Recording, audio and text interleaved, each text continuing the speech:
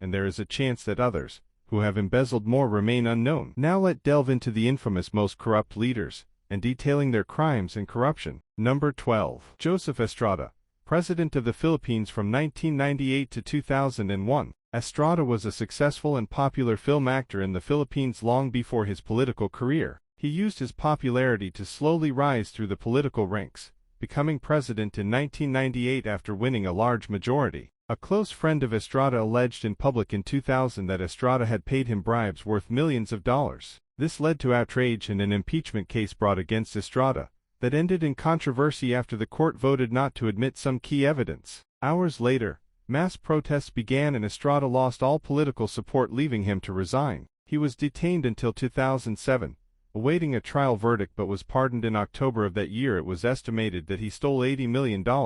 Number 11. Arnoldo Ailman, President of Nicaragua from 1997 to 2000. Ailman was the 81st President of Nicaragua. Some people don't understand the duty of their title, but tend to abuse it. Ailman pursued his career as a lawyer before contesting for as a mayor, even though people may give him credit for successful cases as a lawyer. Ailman became a popular mayor in Nicaragua before becoming president. In 1996, he decided to run for president with an anti-socialist stance, beating the revolutionary Ortega in an election many disputed for fraud. He served a full term, but his successor soon sought to charge him with corruption following public allegations. It was found that Ailman repeatedly used the government credit card to pay for expensive personal items. In addition to the embezzlement of millions to Panamanian bank accounts, he was sentenced to 20 years in prison in 2003, but this was overturned. To the surprise of lawyers in Nicaragua, in 2009, it is suspected he worked a deal with Daniel Ortega for his release in return for not standing against him. He embezzled an estimate of $100 million.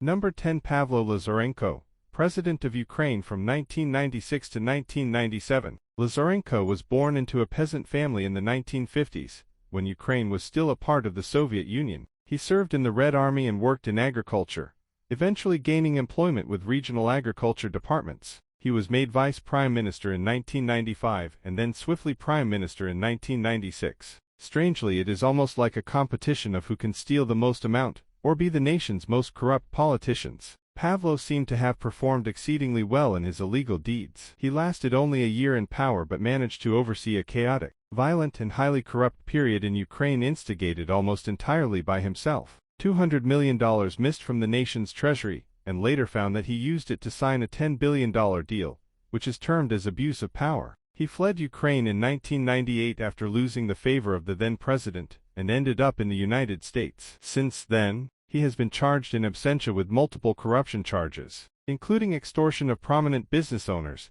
and embezzlement from his time in charge of gas imports. He still resides in the USA. Number 9. President of Peru. Fujimori was elected to office in 1990 and almost immediately implemented vast neoliberal economic reforms. He quickly revealed dictator-like tendencies after he enacted a self-coup to remove opposition in the Congress so that he could govern unopposed. He also made use of a death squad to take out political rivals and torture those connected with them. Fujimori was re-elected twice, but both are heavily disputed on grounds of election rigging. Soon after his third win in 2000, Fujimori's involvement in bribery was made public, and he fled to Japan to offer his resignation as president. Upon his return to the country to run for president once more in 2005, he was arrested within hours. He was tried for human rights abuses and embezzlement, found guilty, and sentenced to 32 years in prison. He embezzled a whopping sum of $600 million, but at least justice was served. Number 8. President of Haiti. Jean-Claude Duvalier was part of the Duvalier dynasty, a family that had ruled the Caribbean island of Haiti from 1957. Duvalier succeeded his father in 1971 following his death, and maintained the violent, autocratic style of governance that had preceded him. Thousands died or were tortured under the rule of Duvalier, whilst he lived a lavish lifestyle in the faces of Haitians that were amongst the most impoverished in the world. After a popular revolution in 1986, Duvalier was forced to flee in exile to France. He remained there until 2011 when he returned to Haiti, claiming he wanted to help build the country. He was arrested 2 days later and charged with corruption and embezzlement, but died in 2014 before he could be prosecuted. He embezzled a total sum of $800 million.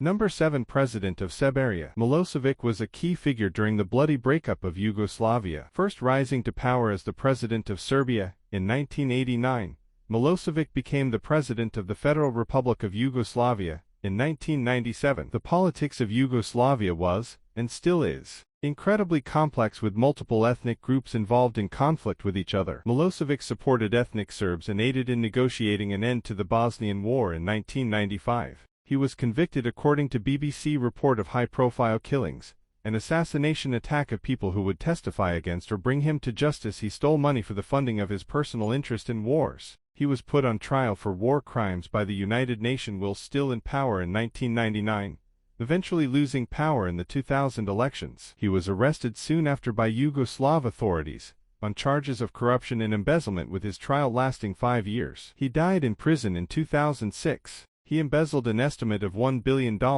Number 6. President of Malaysia. Najib Razak had been a politician in Malaysia for decades before he was elected as Prime Minister in 2009. During his time in power, he opened the country to more foreign investment and pursued a strategy of imprisoning his political opponents. Due to his links with the One Malaysia Development Berhad investment firm, which had been accused of embezzling money from the Malaysian Sovereign Wealth Fund, Razak began to face rising criticism in 2013. After he lost a general election in 2018, he was arrested by Malaysian anti-corruption investigators. In all, Razak was found guilty of embezzling $1 billion from Malaysia's wealth fund, with more expected held in assets. He was jailed in 2022 for 12 years and fined $45 million.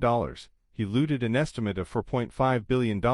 Number 5. President of Nigeria. Like many of the people on this list, Sani Abacha began his career as a military officer and became leader of Nigeria after seizing power in 1993, following a coup d'état. He ruled for a shorter period of time than others due to his death in 1998, overseeing a strengthening of Nigeria's economy, but a violent approach to discipline. In a developing country where people protest legally for proper leadership, there is always room for self-improvement, but personal greed from people like Abacha will lead to the downfall of the country, where as bad as things were will become worse. Because of Nigeria's unprecedented economic growth, the amount of money flowing through the country dramatically increased. This presented an opportunity for Abacha that he couldn't resist. By setting up fake government funding requests, Abacha directly stole money sent from Nigeria's central bank, laundered it abroad, and deposited it in offshore bank accounts. Estimates vary, but in New Jersey alone, they discovered an account holding $267 million linked to Abacha. He had stolen an estimate of $5 billion, which is still in recovery. Number 4. President of Zaire. Mobutu Sese Seko was president of Zaire, now known as the Democratic Republic of the Congo, from 1965 to 1997. After gaining independence from Belgium in 1960, Zaire went through a period of political turmoil, during which Seko was the chief of staff of the army. With the backing of the USA, Seko overthrew the elected left-wing leader Patrice Lumumba and installed his own autocratic government. He was a tyrant and claimed he was a cannibal. He imprisoned and tortured his oppositions. Known for his extravagant shopping sprees in Paris, speculation about his corruption was never far from the truth. Conservative estimates state that Seko embezzled $5 billion directly from the state's purse, using the money to fund a luxurious lifestyle and buy gifts for his cronies. He is considered to be one of the richest world leaders of all time, and was eventually deposed by a military coup in 1997. He died months later of prostate cancer without being prosecuted. Number 3. President of Ukraine. Viktor Yanukovych held the positions of Prime Minister and President of Ukraine variously from 2002 to 2014. During his time in office, he became increasingly sympathetic to his affiliation with Russia and represented the interests of big business in Ukraine. After the Ukrainian parliament voted to sign documents to more closely tie the country to the European Union, Yanukovych instead decided to reject the vote at the last minute under pressure from Russia. This angered the majority of the Ukrainian populace, who were a mostly anti-Russian influence, and led to the Euromaidan protests. Yanukovych fled to Russia and entered a self-imposed exile. On the 22nd of February 2014, the Ukrainian parliament voted in favor of his impeachment, leading to the discovery of his embezzlement activities. Amongst a host of corrupt actions, Yanukovych was found to have used $220 million of state funds to set up a private communication company, stole $1.5 billion in assets from the state including property, and generally used public funds for his own personal enjoyment. He stole an estimate of $5 billion. Number 2. President of the Philippines. Ferdinand Marcos entered politics in the late 1940s after World War II. He ran for election in 1965 and won. partially due to his claims of bravery and achievement during the war. The Philippines were supposed to know their choices, but they voted him twice. But who are they to have known? Who is going to rob the entire nation? Well, it's obvious the politicians put up fake campaign promises. During his second term from 1969 to 1972, Marcos oversaw a debt crisis resulting from his policy of high public expenditure on infrastructure projects. This led to civil interest and rising political opposition, which caused Marcos to declare martial law, placing him in sole charge of the country. This period lasted until 1986, when his reign as leader ended. In 1986, Marcos was forced to call a snap election due to his rising unpopularity and coup threats, which ended in complex indecision as various vote counts declared different winners. A revolution followed and Marcos was forced to flee to Hawaii. Marcos took with him around $717 million in cash, numerous crates of valuable physical objects, gold, and deposit slips totaling $124 million. All of this was amassed illegally during his time in power. In all, he is thought to have stolen up to $10 billion from the Philippine Central Bank. He died in January 1995 without facing justice. Finally, the boss of theft. Number 1 President of Indonesia. Muhammad Suharto was the second president of Indonesia and served for a record of 31 years from 1967 to 1998. Suharto oversaw a military dictatorship, which evolved into an authoritarian regime built on his own cult of personality, and ended his rule with a personal net worth of $38 billion.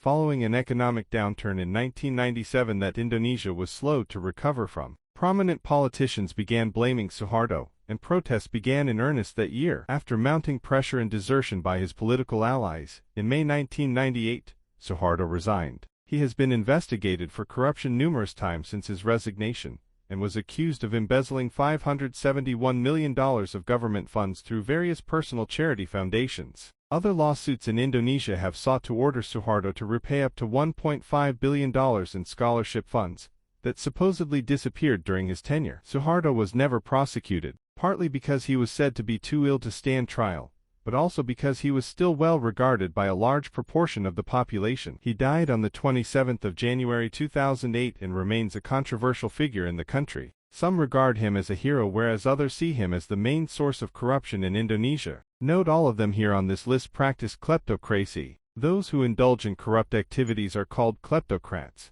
and they are the main beneficiaries of their actions. To avoid this repeating, the society must take upon itself to choose people worthy of any position and not being biased. For these 12 most corrupt leaders, you can share your thought of them in the comment section, and suggest any topic of anything that has went down in history. Don't forget to like, share and subscribe. See you next time.